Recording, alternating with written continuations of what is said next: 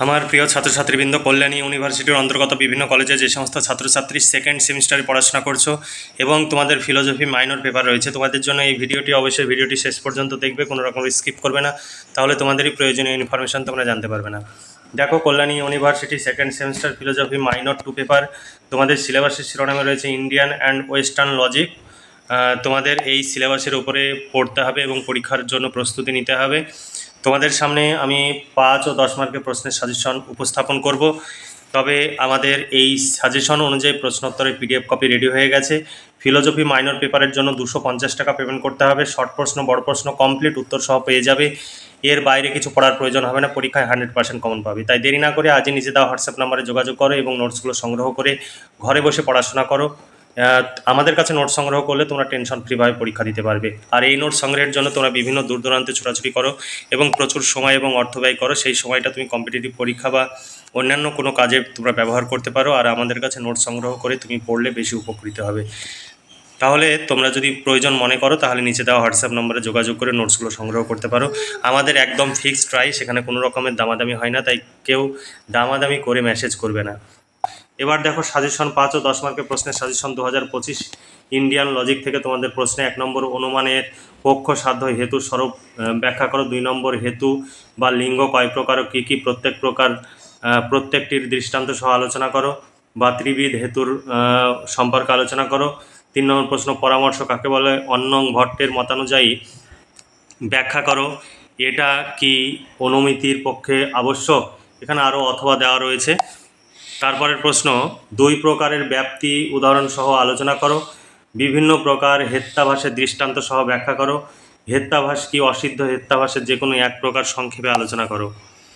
তারপরে group B থেকে তোমাদের প্রশ্ন, মাধ্যম, অমাধ্যম ও মাধ্যম অনুমানের মধ্যে পার্থক্য লেখো। উদাহরণ সহযোগে আবর্তনের নিয়মগুলো বিবৃত করো। তারপরের প্রশ্ন, আরোহ ও অবরোহ ও আরোহ যুক্তির পার্থক্য লেখো। এরপরে সেকশন বি থেকে তোমাদের প্রশ্ন, অবরোহ যুক্তি থেকে অ্যারিস্টটলীয় বিরোধ চতুষ্কোণ বিশদভাবে ব্যাখ্যা করো। বচনের বিরোধানুমানের বিভিন্ন প্রকার নিয়মগুলি উল্লেখপূর্বক ব্যাখ্যা করো। বচনের বিরোধিতা কাকে বলে, অসম বিরোধিতা কি প্রকৃত বিরোধিতা।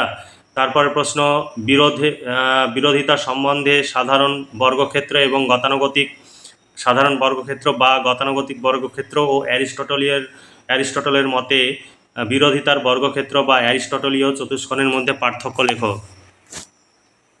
তারপরের প্রশ্ন, কোন কোন বচনের অস্তিত্বমূলক তাৎপর্য আছে। বচনের অস্তিত্বমূলক তাৎপর্য বলতে কী বোঝো। নিরপেক্ষ ন্যায় কাকে বলে, এতে কটি পদ থাকে ও কী কী উদাহরণ সহ সেইগুলি ব্যাখ্যা করো। তারপরে নিরপেক্ষ বচনের অস্তিত্বমূলক তাৎপর্যের প্রসঙ্গে গতানুগতিক ভাষ্য, বলীয় ভাষ্য উভয়ের আলোচনা করো। উভয় ভাষ্যের ভিত্তিতে বিরোধ চতুষ্কোণ বিচার করো। তারপরে প্রশ্ন, অ্যারিস্টটলীয় বচনের শ্রেণীবিভাগগুলি আলোচনা করো বা উদাহরণ সহ চতুর্বর্গ পরিকল্পনায় প্রত্যেকটি বচনের ব্যাখ্যা দাও। 20 নম্বর প্রশ্ন, অস্তিত্বমূলক তাৎপর্য বা সাত্ত্বিক ব্যঞ্জনা বলতে কী বোঝো, দৃষ্টান্ত সহ আলোচনা করো। তারপরের প্রশ্ন, সাত্ত্বিকতার দোষ কাকে বলো, উদাহরণ সহ ব্যাখ্যা করো। 22 নম্বর প্রশ্ন, নিম্নোক্ত যুক্তিগুলির ভেন চিত্রের সাহায্যে বৈধতা বিচার করো। এখানে তোমাদের সংস্থান দেওয়া রয়েছে হাইফেন দিয়ে, এএএ, ইএএ 2 নম্বর সংস্থান, এআইআই 3 নম্বর সংস্থান, এআইএআই 4 নম্বর সংস্থান, এএআই 4 নম্বর সংস্থান, এআইআই 2 নম্বর সংস্থান। এইগুলো ভীষণ গুরুত্বপূর্ণ, এগুলো তোমাদের উত্তর করে দেওয়া আছে, এগুলো প্র্যাকটিস করতে হবে। তারপরে আইআইআই 1 নম্বর, আর ব্রাহ্মণটি এআই 4 নম্বর, আর ইএও 3 নম্বর, অর্থাৎ ফিলাপটন এই মূর্তির তোমাদের ভেন চিত্রের সাহায্যে বৈধতা বিচার করতে হবে। এইগুলো প্র্যাকটিস করলে এর মধ্যে থেকেই কমন পেয়ে যাবে। তারপরে দেখো, সেকশন সি এর থেকে তোমাদের প্রশ্ন, সমালোচনা সহ বহু কারণবাদ ব্যাখ্যা করো। কারণ শব্দটির বিভিন্ন অর্থ ব্যাখ্যা করো। তারপরে ভীষণ গুরুত্বপূর্ণ, মিলের অন্যয় ব্যতিরেকি যুগ্ম পদ্ধতিটি সবিচার আলোচনা করো। মিলকে অনুসরণ করে অন্যয় পদ্ধতি ব্যাখ্যা করো। অনেকগুলো অথবা দেওয়া রয়েছে, বিভিন্নভাবে পরীক্ষায় প্রশ্ন আসে, সেই প্রশ্নগুলো অথবা আকারে তুলে ধরেছে। আমাদের কাছে নোট সংগ্রহ করলে তোমরা ভীষণভাবে উপকৃত হবে, 100% পরীক্ষায় কমন পাবে। দেখো, 24 নম্বর প্রশ্ন, আকার এবং উদাহরণ সহযোগে মিলের সহপরিবর্তন পদ্ধতিটি ব্যাখ্যা করো। কোন কোন বিশেষ ক্ষেত্রে এই পদ্ধতি সবচেয়ে বেশি উপযোগী। 25 নম্বর প্রশ্ন, মিলের সহপরিবর্তন পদ্ধতির সুবিধা ও সীমাবদ্ধতা যুক্তিসম্মত সহ বিচার করো। তারপরে 26 নম্বর প্রশ্ন, ব্যাখ্যা বলতে কী বোঝো? কপিকে অনুসরণ করে বৈজ্ঞানিক ও অবৈজ্ঞানিক ব্যাখ্যার পার্থক্য দেখাও। তারপর প্রশ্ন, বৈজ্ঞানিক আরোহ অনুমান ও অবৈজ্ঞানিক আরোহ অনুমানের পার্থক্য আলোচনা করো। প্রকল্পের মূল্যায়নের বিভিন্ন মানদণ্ডের গুলি ব্যাখ্যা করো। লৌকিক ও অপূর্ণ গণনামূলক আরোহ বলতে কী বোঝো? উদাহরণ সহ ব্যাখ্যা করো।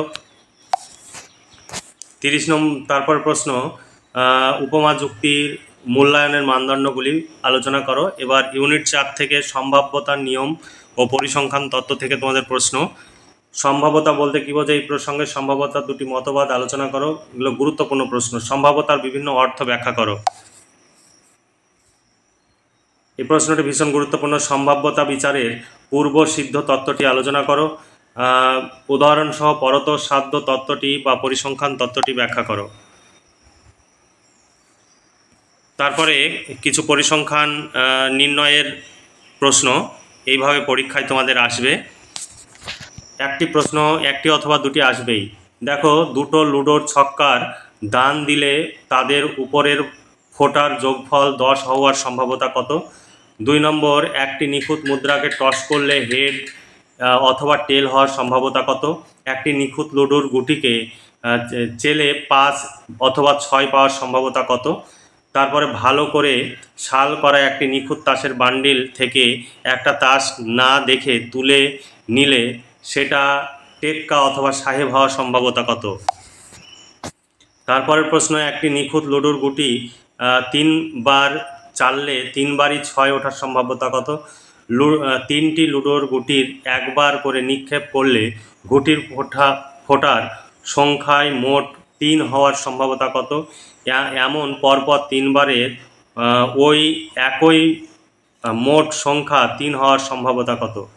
তারপরে একটি লুডোর গুটি 2 বার চাললে 2 বার 4 না ওঠার সম্ভাব্যতা কত? এই ছিল তোমাদের সাজেশন ভিত্তিক প্রশ্ন। এই প্রশ্নগুলোর উত্তর রেডি আছে। 250 টাকা পেমেন্ট করতে হবে। শর্ট প্রশ্ন, বড় প্রশ্ন কমপ্লিট উত্তর সহ পেয়ে যাবে।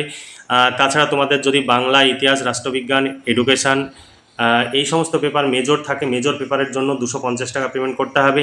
এসএসসি পেপার থাকলে এসএসসি পেপারের জন্য 200 টাকা পেমেন্ট করতে হবে। এইসি ইংলিশ হয়ে যাবে, এই এইসি ইংলিশ রেডি আছে, 200 টাকা পেমেন্ট করতে হবে। এমডিসি পেপার রয়েছে, এমডিসি পেপারের জন্য 150 টাকা পেমেন্ট করতে হবে।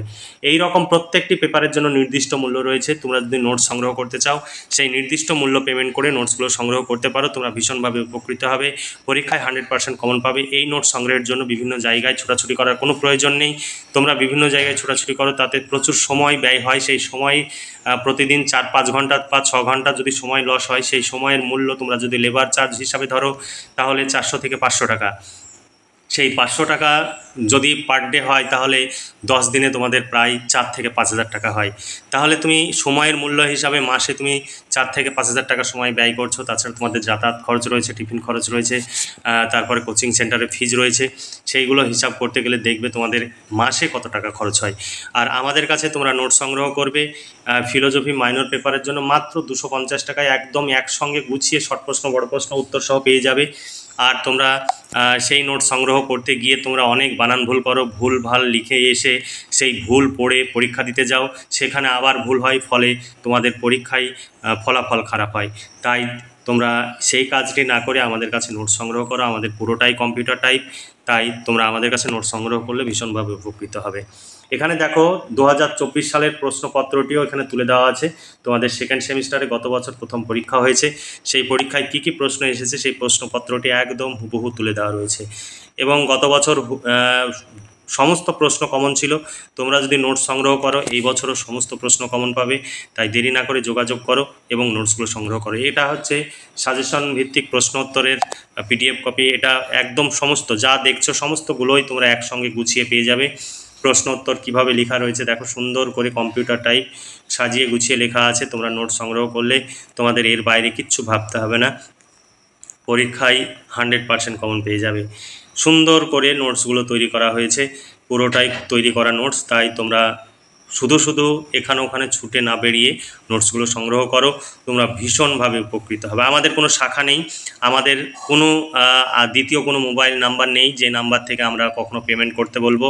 আমাদের এই একটি মোবাইল নাম্বার, একটি অফিসিয়াল নাম্বার। আমাদের অনেকে ডুপ্লিসিটি করছে এবং তারা অনেকে বলছে যে তারা নাকি আমাদের ছোট ভাই, কেউ বলছে বড় ভাই, বিভিন্ন রকমের মিথ্যা কথা বলছে এবং তারা নোটস বাইরে বিক্রি করছে। এরকম তোমরা তাদের খপ্পরে পড়বে না এবং সেই সমস্ত ফ্রডের হাত থেকে তোমরা বেঁচে থাকবে। কারণ তারা যে 2 নম্বরই করছে সেটা তারা অন্যায় করছে। এর জন্য আমরা তাদের বিরুদ্ধে বেশ কয়েকজনের বিরুদ্ধে ব্যবস্থাও নিয়েছি। তাই সেই সমস্ত জায়গায় তোমরা নোটস সংগ্রহ করবে না, আমাদের কাছে নোটস সংগ্রহ করো, তোমরা উপকৃত হও। আমাদের এই কাজ চালিয়ে যাওয়ার জন্য যে বিপুল খরচ, সেই খরচটিও যাতে আমরা তুলতে পারি সেইভাবে আমাদের সহযোগিতা করো। তোমরা আমাদের অবশ্যই পাশে থাকবে এবং সহযোগিতা করবে। তাহলে তোমরা যেমন প্রতি সেমিস্টারে নোটস পেয়ে যাবে, তেমনি আমাদের এই কাজ চালিয়ে যাওয়ার জন্য যে প্রয়োজনীয় অর্থ, সেই অর্থটিরও যোগান আসবে। তাহলে আমরা কাজ করতে পারবো। তাহলে আজকে এই পর্যন্তই। তোমরা ভালো থেকো, সুস্থ থেকো এবং খুব ভালোভাবে পড়াশোনা করে পরীক্ষার প্রস্তুতি নাও। এই শুভকামনা জানিয়ে আজকের ভিডিওটি এখানে সমাপ্তি ঘোষণা করছি।